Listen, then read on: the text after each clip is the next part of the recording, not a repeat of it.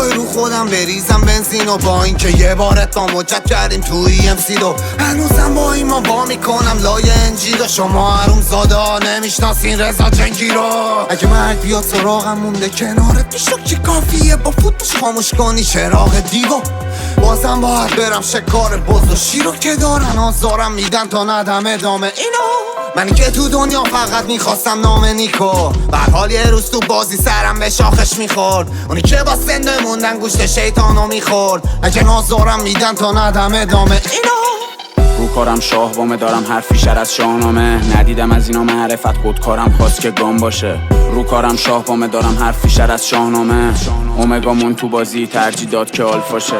عذابم میده همش جوزم رو این روابطا هرچی میزنم رفیق خوب نمیشم خرابه حال فریکم رو جمعیت فراریم از سایا ترسم از خیانت ترسی نیست از تنابه دار روح لش خست داره جسم پیر و داغون میام به میدون نبرد دستم میخود تابوت رو این باورم دارن کلمات سحر و جادو به ترس از این آواز شیپور تیم و تاوس این چیزا نیست قابل درک پا برقم تا وقتی پا بده مرگ نمیترسم محاکمشم کلمات مسلح طالب جنگ کتام باز مرد نبرد رفتم تنهایی توی قلب خطر بگو کدومم قد منن هم دست به شمشیرم دست به قلم فسته رفم پرسه زنم گرم سرم میارزه سر به تنم شاید دارم تند میرم پرچم میکوبم بهت قول میدم گر میگیرم پشت میکلخ میشم شل میشم به ترون شوک میدم میرسم زودترین و قول میدم گوش کن همه کارام قفلیان شروع کردم رپ کردن رفیقام زدن بیت باکس برگردم از اولم این راهو میام 20 بار طوفان اوزا بحرانیه بهم میده هی سیگنال پرچمو کوبیدم تو بازی بهم میگن تیمسار رو کارم شاه وامه دارم حرفی شر از شاهنامه ندیدم از اینا معرفت خودکارم خواست که گام باشه.